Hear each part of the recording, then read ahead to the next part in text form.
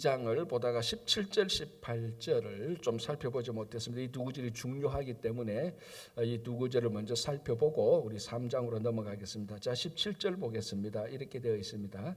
그러므로 그가 범사의 형제들과 같이 대심이 마땅하도다. 이는 하나님의 일에 자비하고 신실한 대제사장이 되어 백성의 죄를 속량하려 하심이라. 자, 이제 중요한 단어가 나왔죠. 뭡니까? 대제사장.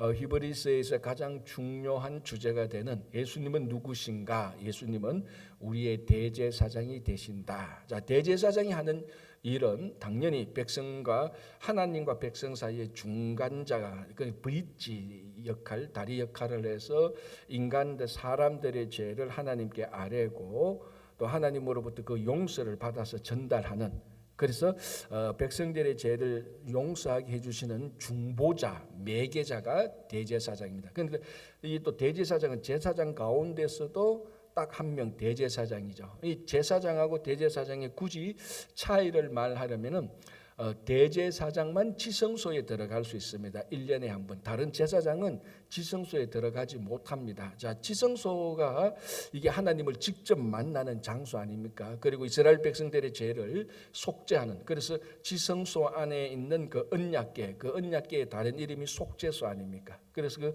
속죄소 앞에 대제사장이 나아가서 이스라엘 백성들의 죄를 용서해 주는 바로 그분이 대제사장입니다. 자, 그분이 누구라고요?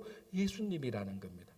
자, 예수님의 그 사역 자체가, 예수님의 위치 자체가 하나님과 사람 사이 중간에 서지 않습니까? 중간에 서서 하나님의 말씀을 전달하고 백성들의 죄를 또 전달해서 용서하는 그런 일을 하는 겁니다. 자, 이제 여기서 중요한 것은 우리가 레위기 율법을 보면은, 특별히 레위기 제사법을 보면은 그 많은 제사가 나오고 제사에 관한 규례가 나오는데 그 중요한 규례가 무엇인가 하면은 한 가지 있는 그 규례가 무엇인가 하면은 바로 제물입니다. 그 제물에 관한 아주 복잡한 그 율법이 있습니다.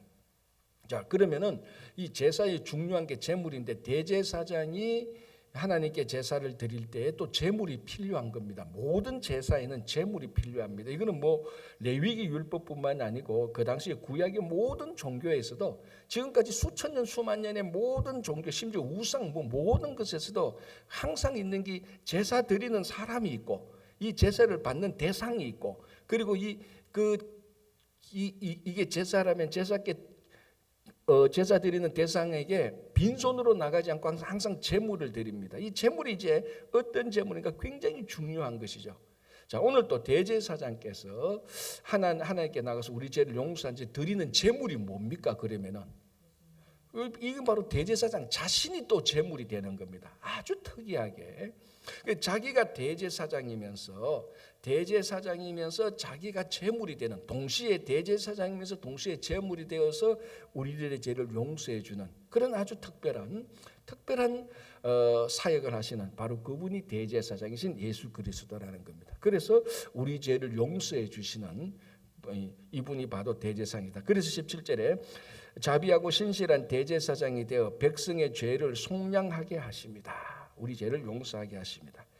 자, 18절 그가 시험을 받아 고난을 당하셨은즉 시험 받는 자들을 능히 도우실 수 있느니라. 자, 이게 이제 이 히브리서를 읽는 초대교회 교인들한테 큰 힘이 되고 용기가 되고 위로가 되는 겁니다.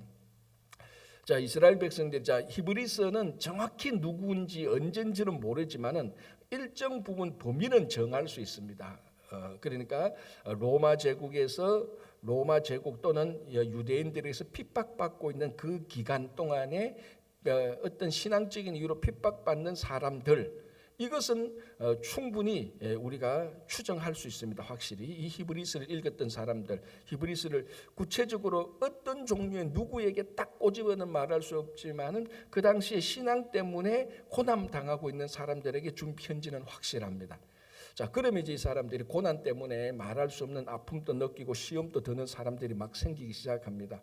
우리가 예수를 믿었는데 고난 받는 것까지는 알겠는데 이 고난이 너무 길어지는 것 아니냐, 우리가 언제까지 이렇게 있어야 되느냐, 이제 의심이 들기도 하고 그런 걸로 해서 시험 드는 겁니다.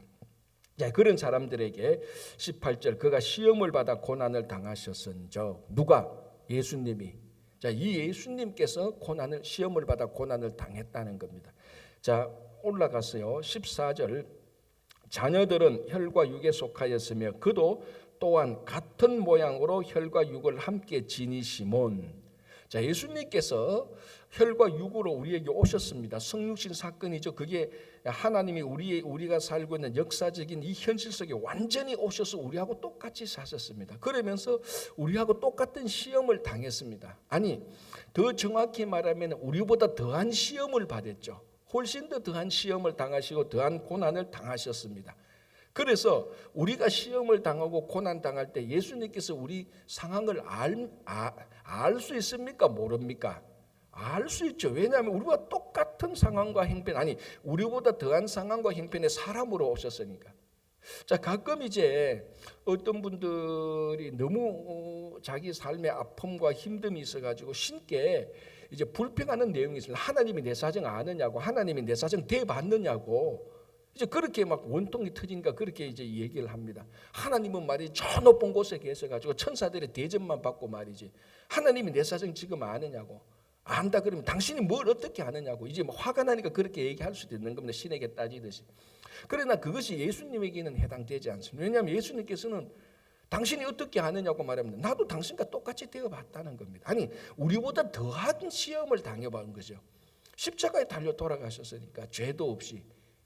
그러니까 14절에 우리가 혈과 육을 가진 것처럼 예수님도 똑같이 혈과 육을 가지고 이 땅에 오셨습니다. 다른 신들하고 이게 다른 겁니다. 이 당시에 히브리서 이 본문을 읽는 사람들이 있었던 그 당시에 로마 제국의 여러 신들, 그리스의 여러 신들, 그 신들은 전부 다 높은 하늘에 있어서 신적 존재로만 있고 인간에게는 간섭하면 안 되는 그런 규율도 정하고. 그런 신들이야 인간의 고통과 시험을 모를 수가 있습니다. 왜? 자기가 혈과 육으로 우리처럼 안 됐으니까. 우리가 똑같은 상황과 형편에 안 빠져봤지 않습니까? 그러나 예수님에게는 이 말은 해당되지 않습니다. 예수님은 혈과 육으로 우리에게 오셨고 우리보다 더한 시험을 당했으니까. 우리가 시험을 당할 때 얼마나 그게 고통스럽고 얼마나 흔들리는가를 다 압니다. 왜? 본인이 이보다 더한 것을 겪었으니까.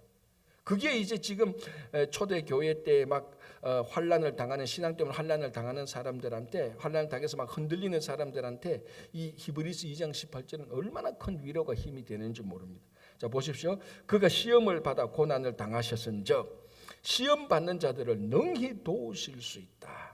자, 여러 가지로 돕는 방법은 우리가 여러 가지 아닙니까? 함께 있어줘도 도와주는 것이고, 물질을 지원해줘도 돕는 것이고, 그리고 그에게 좋은 말로 위로를 해줘도 돕는 것이고, 그를 위해서 대신 심부름을 해줘도 돕는 것이고, 돕는 방법은 여러 가지가 있습니다. 고난과 시험에 당한 사람들.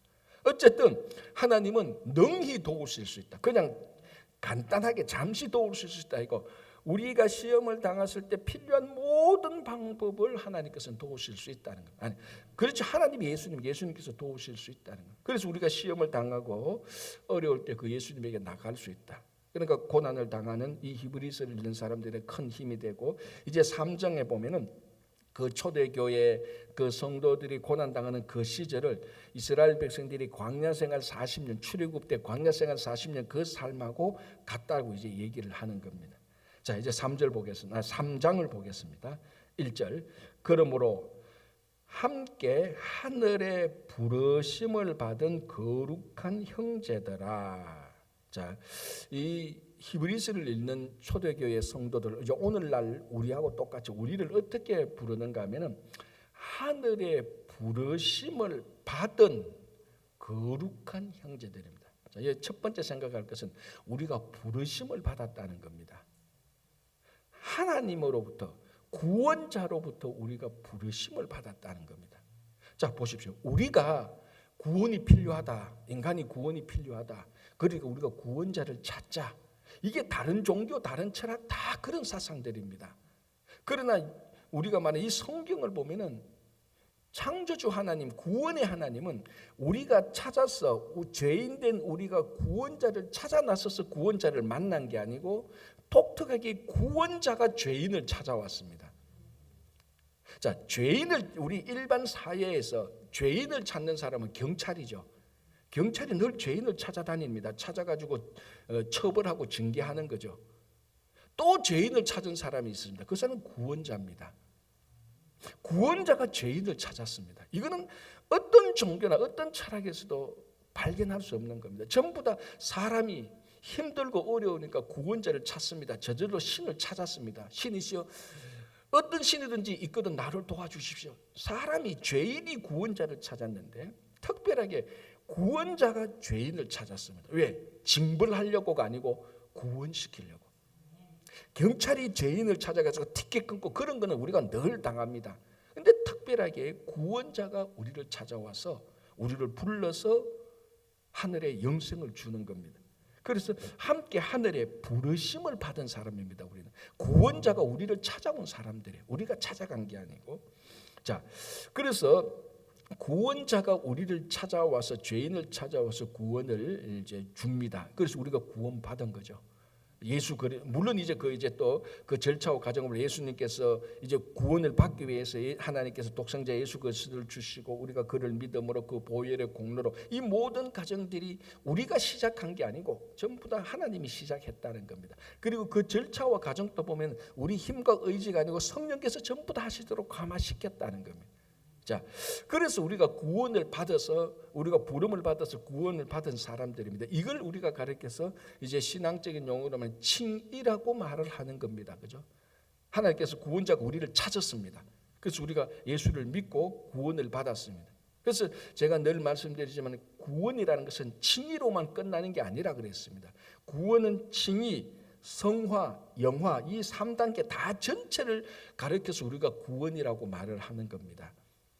이제 그 전에는 우리가 예수 믿고 구원 받았다, 그것만 이제 칭의 사건, 의롭게 된 사건만 구원이라고 많이 생각했는데, 이건 숫자적으로 그 비율적으로 보면 구원에 있어서 3분의 1밖에 안 되는 거예요. 나머지 3분의 2는 성화, 나머지 3분의 3은 우리가 하늘나라 가서 영화롭게 사는 것, 하나님께 영광 돌리며 영원토록 영화롭게 사는 것, 이 전체 과정이 사실은 다 구원이에요.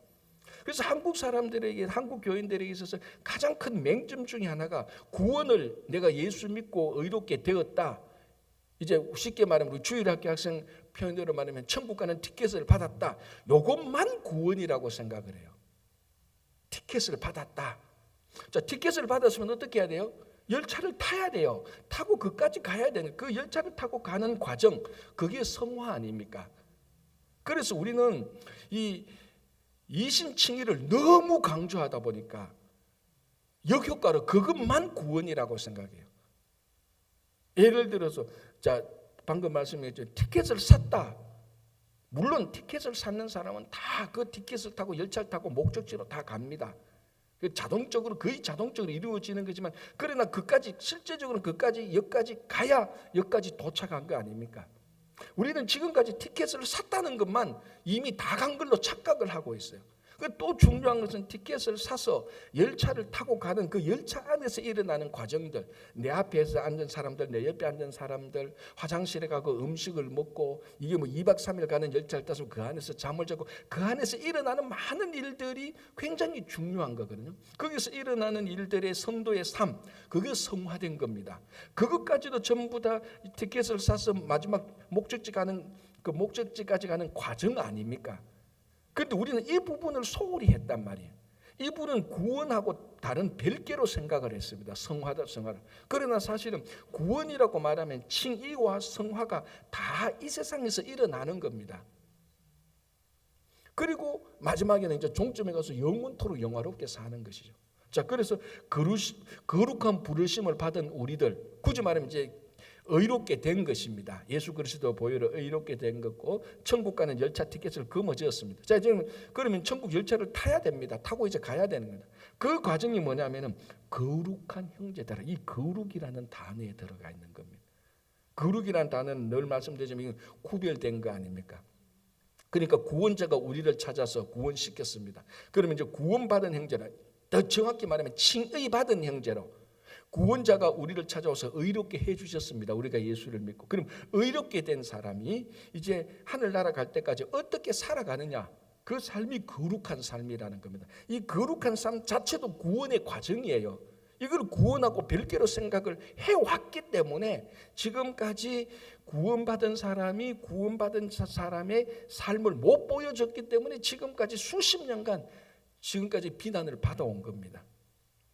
그런데 어떻게 보면요, 이 부분에 있어서는 교회 밖에 있는 세상 사람들이 더 정확히 알았습니다. 야, 너희들 교회 다닌다며? 교회 다니는 사람이 왜 이렇게 살아? 세상 사람들은 그렇게 얘기를 한다며. 그런데 우리는 이게 만성이 돼가지고 교회 다니는 건 다니는 거고 세상 가서 사는 건 사는 거고 우리는 분리시켜 버렸단 말이죠. 그런데 세상 사람들은 예수를 안 믿는 사람들인데 우리를 볼 때 야, 그걸 분리시키면 어떡하냐? 우리는 너희들을 그렇게 생각하지 않는다. 우리는 너희들이 교회 다니기 때문에 교회 다니는 사람으로서 합당하게 살 거라고 세상 사람들은 생각하고 있어요. 이 세상 사람들의 생각이 맞다고요, 희한하게. 그런데 우리는 교회 다니는 건 다니는 거고 직장생활 하는 건 하는 거, 비즈니스는 교회 다니는 거하고 별개로 해버렸단 말이에요. 이게 큰 문제가 됐잖아요. 제가 누누이 강조하는 거 아니에요. 이런 측면에서는 세상 사람들이 말하는 비난을 들어야 되는 거예요. 야, 너 교회 다니는 사람들이 왜 이렇게 비즈니스를 해? 그러면은 그게 찔림을 확 받아야 되는 거예요. 그래서 속으로 교회는 교회고 비즈니스는 비즈니스지 딱 분리시키고 우리가 분리시켜버리는 거예요. 얼마나 모순인지 모릅니다. 자, 그래서 부르심을 받은 형제들아가 아니고 부르심을 받은 거룩한 형제들아. 우리가 이 땅에서 구원자가 우리를 찾아서 의롭게 했으면은 의롭게 받은 사람으로서 살아가는 삶의 모습, 형태, 그게 거룩입니다. 그 거룩은 뭐냐? 구별된 삶 아닙니까? 구별된 삶. 그래서 이 단어 하나에 우리를 부르는 호칭, 하나님의 부르심을 받은 거룩한 형제들아. 이 말 속에 우리 신앙의 전체 삶의 교리와 실천이 다 들어가 있는 것하고 마찬가지입니다. 자, 보십시오. 그 다음에 우리가 믿는 도리의 사도이시며 대제사장이신 예수를 깊이 생각하라. 자, 예수 앞에 두 가지 직분이 붙었습니다. 대제사장. 자, 이건 우리 히브리서의 전체 주제고 제가 방금 또 2장 17절에서 말씀을 드렸습니다. 자, 그 다음에 믿는 도리의 사도이다. 아니, 예수님이 어떻게 사도입니까? 예수님은 사도 제자들을 키운 분 아닙니까? 이렇게 이제 충분히 질문을 할 수 있습니다. 자, 여기서 말하는 사도 또는 제자, 이것은 예수님의 12제자 바울과 같은 동급으로서 보는 게 아니고 그 하시는 사역으로서 사도의 사역이었다는 겁니다. 자, 사도는 뭔가 하면 부르심을 받은 자입니다. 그리고 이 땅에서 하나님을 대신해서 하나님을 위하여서 하나님의 일을 하는 사람입니다. 대사하고 좀 같은 맥락이죠. 이 땅에서 와서 하나님으로 부르심을 받고 파송되어서 부르심을 받아서 보내심을 받아서 자기 일을 하는 것이 아니고 하나님의 일을 하고 자기를 위해서 하는 것이 아니고 하나님을 위해서 일을 하는 겁니다. 그 내용이 뭐냐? 이제 전부 다 하늘나라의 일이죠. 그 예수님께서 자기 제자들에게 제자 사도의 본을 보이신 겁니다. 그렇다고 해서 예수님 12제자고 예수님하고 우리 말하면 이 급수가 같다. 아니요. 그 급수가 같을 수가 없죠. 이 제자들은 예수님의 제자들입니다. 그러나 이 제자들에게 본을 보이신 예수님의 삶은 사도의 삶이었습니다. 자, 무슨 사도? 믿는 도리, 우리 신앙 고백, 우리가 신앙하는 것에 이 모든 것의 원천은 사도이신 예수님에게서 나온 것입니다. 자, 그래서 믿는 도리의 사도이시며 대제사장이신 예수를 깊이 생각하라. 자, 이게 또 하나 히브리서의 전체 주제입니다.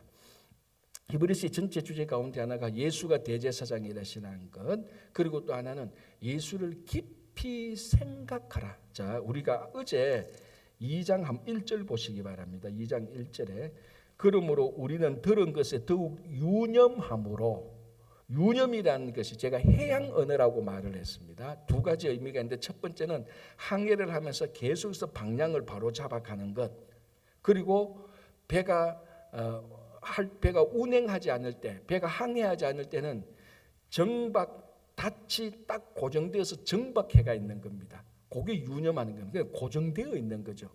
닻이 딱 고정되어서. 그래서 그 밤에 폭풍이 불고 뭐 바람이 불어도 이 닻이 딱 고정되어서 바다로 빠져가지 않습니다. 요걸 유념이라고 하십니다. 요거하고는 또 근본적인 의미는 똑같습니다. 고정되는 겁니다. 고정되는 거.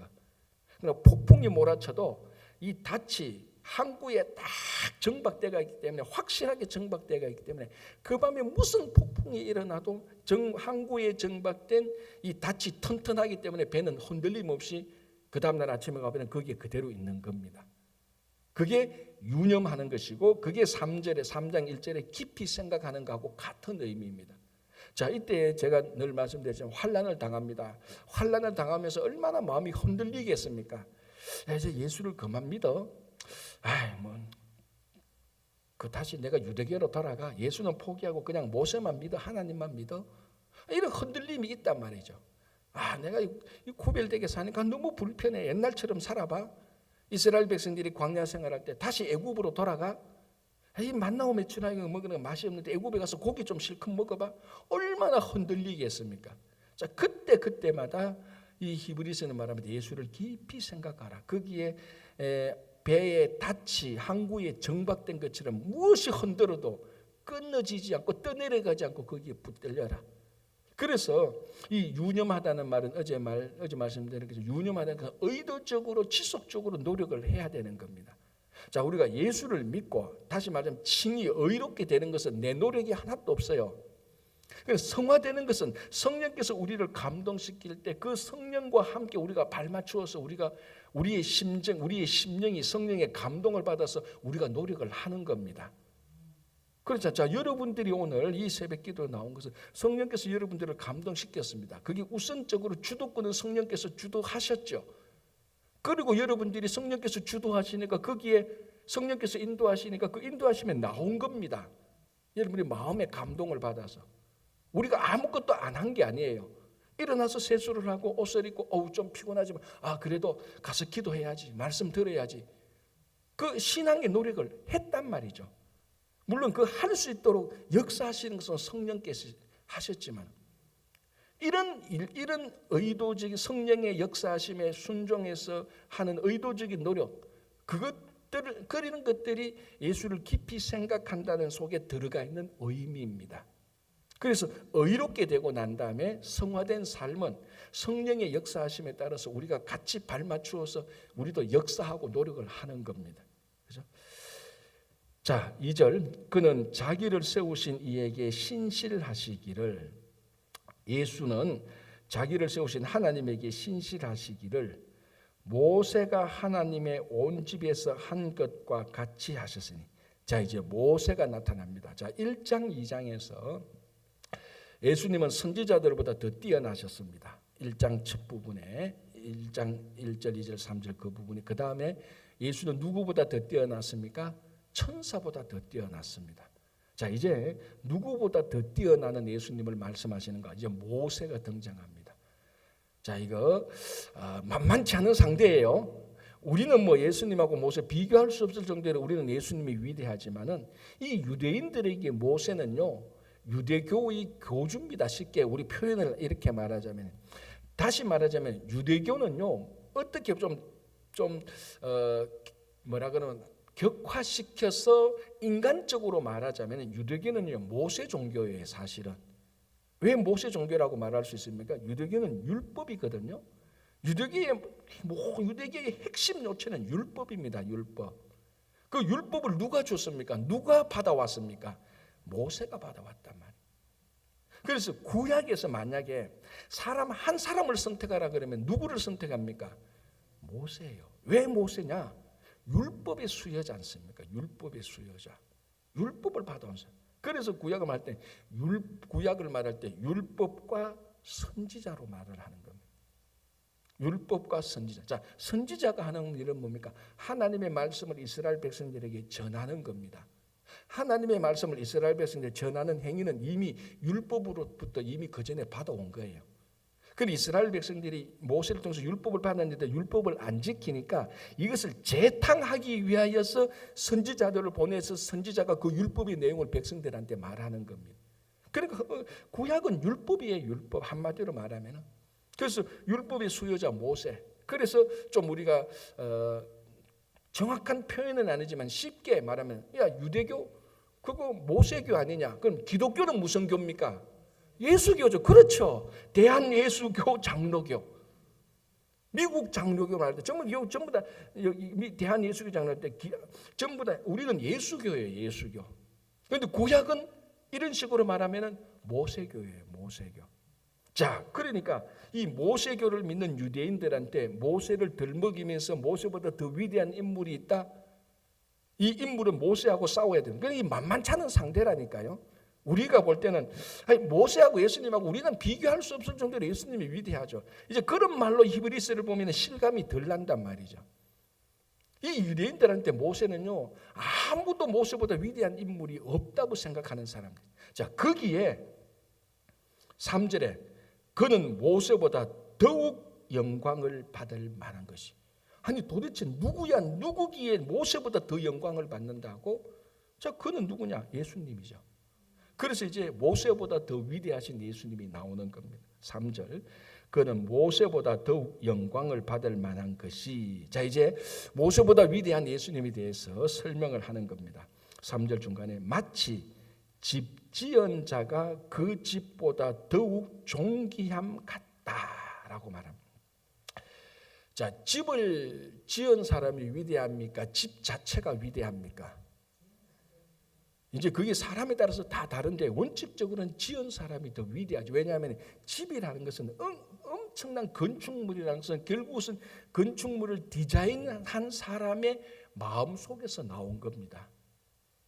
그러나 이제 역사가 지나가면은 세월이 쭉 지나가면은 사람들이 그 위대한 건축물에 우아하고 그 건축물에 더 감탄을 보내는 경우가 있습니다. 자, 어쨌든 이것이 해석이 어려우면은 창조주가 위대합니까? 창조주가 만든 피조 세계가 위대합니까? 너무 쉽죠. 이거는 너무 쉽죠. 어디란데 그렇게 보면 되는 거예요. 집을 지은 자가 위대한지 위대한 집이 위대한지 좀 헷갈리는데 이 헷갈리면 괜찮아요. 그러면 우주의 창조자 되신 하나님이 위대합니까? 이 우주가 위대합니까? 하나님이 위대하단 말이에요. 자, 여기에 이제 포커스가 나오는 겁니다.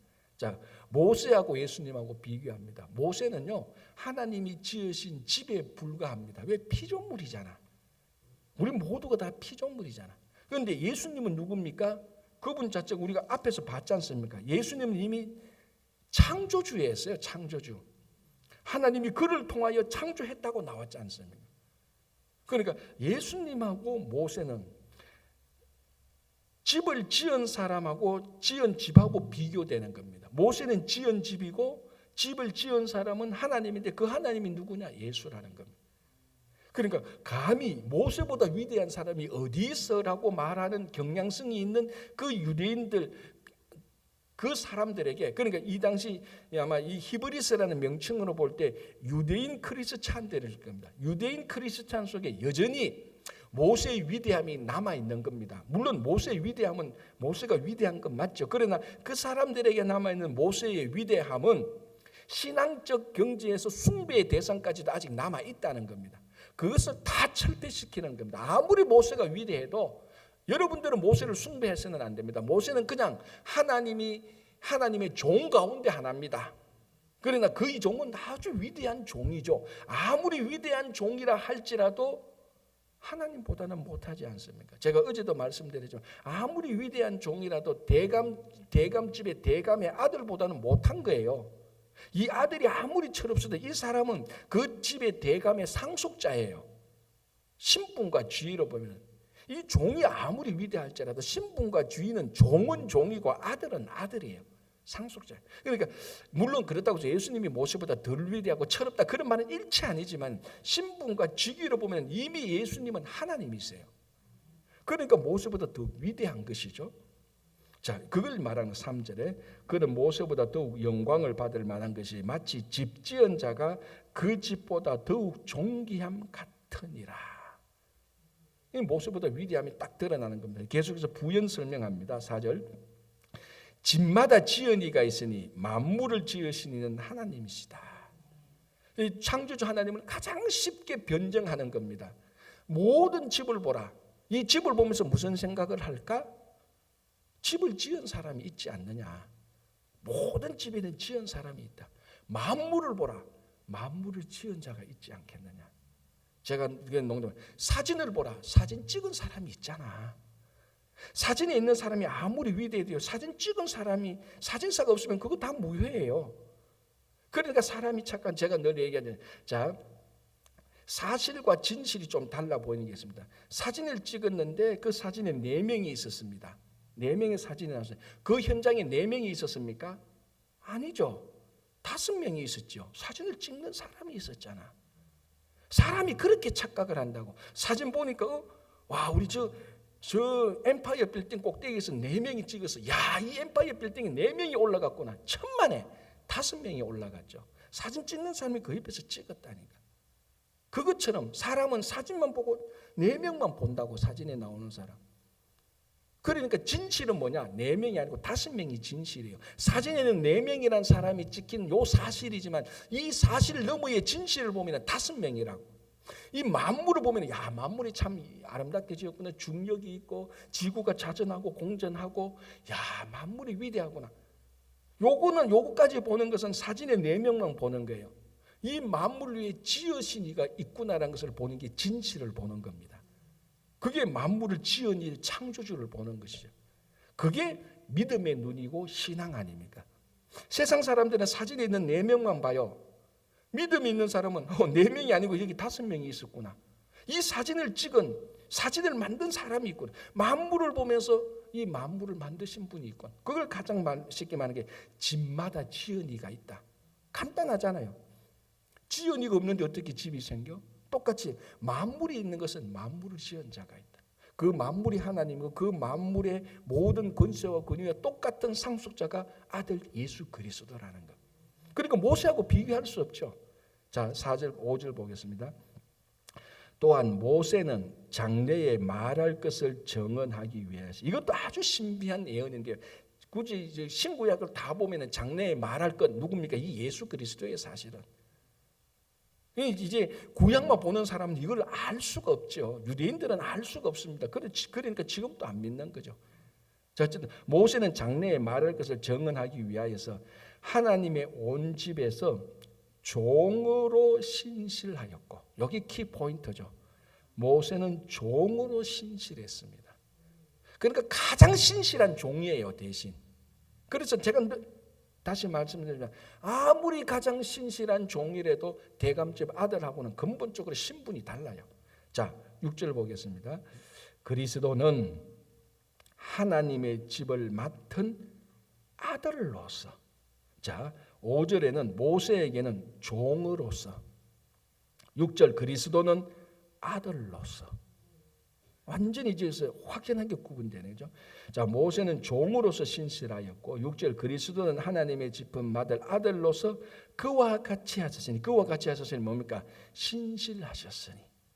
그래서 세 번역을 보면, 공동 번역을 보면 이렇게 되어 있습니다. 5절에 모세는 아들로서 신실했고, 죄송합니다. 모세는 종으로서 신실했고 예수는 아들로서 신실하셨다라고 나와요. 둘 다 신실했죠. 그런 하나는 종이고 하나는 모세. 그러니까 예수는 모세보다 위대하다라는. 그러니까 환난 받고 있는 그분들에게 우리를 구원해 주시고 우리의 대제사장이고 믿는 도리의 사도시고 우리와 함께 시험을 받은 분은 모세보다도 더 위대하신 분이야. 이미 거기에 엄청난 감동을 받는. 자기들은 모세, 그 전에 예수를 믿기 전에 유대인들은 모세가 모든 것이 다였는데 예수를 알고 나니까 모든 것에 다보다 더 위대한 분이 있어. 이분이 대제사장이고 이분이 우리를 찾아서 구원해 주셨고 이분이 우리와 함께 시험을 받았다. 얼마나 위로가 되겠습니까? 초대교회, 그래 히브리서 읽는 사람들에게 이 히브리서 읽으면 눈물이 나고 감동이 오고 힘과 위로를 얻는 겁니다. 그래서 3절에 대제사 예수를 바라보라는 겁니다. 예수를 바라보면 너희들이 위로가 있고 경제가 있고 힘이 있다는 겁니다. 그렇죠? 자, 6절 볼게요. 다시 볼게요. 그리스도는 하나님의 집을 맡은 아들로서 그와 같이 하셨으니 우리가 소망의 확신과 자랑을 끝까지 굳게 잡고 있으면 우리는 그의 집이라. 자, 우리는 피조물입니다. 그러나 그의 집입니다. 세상의 집이 아니고 하나님의 집입니다. 자, 여기에도 은혜가 있죠. 하나님의 집은 누가 책임집니까? 하나님이 책임지죠. 내 집인데. 여러분 옛날에 누가 그러더라고요. 맨날 렌트 살다가 한국에서 전세 살다가 뭐 이렇게 하다 보니까 뭐 집에 뭡니까? 뭐 비 오면은 뭐 지붕 새고 이러면은 주인한테 전화합니다. 지붕 빨리 고치라고. 그런데 자기가 집을 딱 사고 나니까 집이 다르게 보이는 거예요. 비 오기 전에 지붕이 혹시 문제가 없는가 먼저 올라가서 다 수리하고 다 돌봐요. 왜? 내 집이니까. 내 집이니까. 그게 하나님 똑같아요. 우리는 하나님의 집이에요. 누가 수리해 줍니까? 하나님이 수리해. 이 집에 도둑 드는 거 누가 막아줍니까? 주인이 막지 않습니까? 주인이 다 하는. 그건 누구? 하나님이 하는 거예요. 그러면 어떻게 우리가 그의 집이냐? 우리가 소망의 확신, 모세보다 더 위대한 예수 그리스도에게 우리의 삶의 소망을 두고 자랑을 끝까지. 자, 이건 우리의 자랑이 아니고 우리 소망이신 예수 그리스도를 끝까지 자랑을 하는 겁니다. 그리고 여러분 자랑한다는 것은 내 안에 그만큼 확신이 있으니까 자랑하잖아요. 여러분 어린애들이 자기 아버지 자랑하는 거 보십시오. 자기 아버지에 대한 확신이 있습니다. 나이가 들면 아버지에 대한 확신은 사라지지만은 어릴 때는 확신해. 우리 아버지가 최고야. 옆에서 보면 최고 아니거든. 그런데 아들은 확신해요. 왜? 그 확신하기 때문에 자랑하니까 최고라고 말. 그런데 이 아들이 자기 아버지 최고라고 말하는 것과 우리가 예수님이 최고라고 말하는 것은 근본적으로 다르죠. 그래서 하나님 예수는 누구냐? 우리가 자랑하는 예수는 누구냐? 만물을 지으시니다. 그분의 상속인이다라고 얘기합니다. 그래서 우리가 끝까지 잡고 있으면 우리는 그의 집이다. 우리가 그의 집이니까 하나님이 이 집을 책임져 주신다. 걱정하지 마라. 너희들이 환난을 당하고 그 집에 막 이리때가 덤벼들어도 집의 주인이 막아줄 것이다. 네, 이렇게 위로를 하는 겁니다. 오늘 여기까지만 보면서 내일부터 7절 이후로 또 우리 같이 보겠습니다. 그래서 여러분 우리 오늘 또 사도심의 대제사장인 예수를 깊이 생각하고 그게 딱 고정되어서 어떤 유혹과 어떤 시험이 낙담이 와도 흔들리지 않고 끝까지 예수님에게 붙들려 있는 하루가 되시기 바랍니다. 기도하겠습니다. 하나님 아버지 감사합니다. 오늘 하루를 시작하면서 우리의 삶을 예수님에게 고정하고 하루를 시작합니다. 세상에 나갑니다. 일터로 나갑니다. 교회 밖으로 나갑니다. 여기에서도 흔들리지 않도록 예수에게 우리의 모든 생각과 의지와 감정과 행동을 예수님에게 고정하고 나갈 수 있도록 도와주시옵소서. 주님 오늘 또 우리 모든 어린 자녀들 지혜와 믿음 가운데서 건강 가운데서 잘 자라게 하시고 우리 교회 어르신들 끝까지 노년에 행복하게 하나님 잘 섬길 수 있도록 도와주시옵소서. 또 많은 우리 환우들 몸이 연약하신 분들 주님께서 치유하여 주시고 낙담과 좌절된 분들 끝까지 예수님을 깊이 생각할 수 있도록 도와주시옵소서. 전 세계적으로 환난과 고통 당하는 자들에게 주님 그들에게 찾아가서 위로해 주시고 또 계속 진행 중이신 썸머스쿨 끝까지 잘 마무리할 수 있도록 주님 도와주시고 8월에 있을 여름 성경학교와 중고등부 수련회 또 9월에 있을 청년부 수련회까지 모든 사역들 주님께서 친히 진두지휘하시고 인도해 주시고 우리가 거기에 잘 순종할 수 있도록 도와주시옵소서. 감사하오며 예수님 이름으로 기도합니다. 아멘. 자,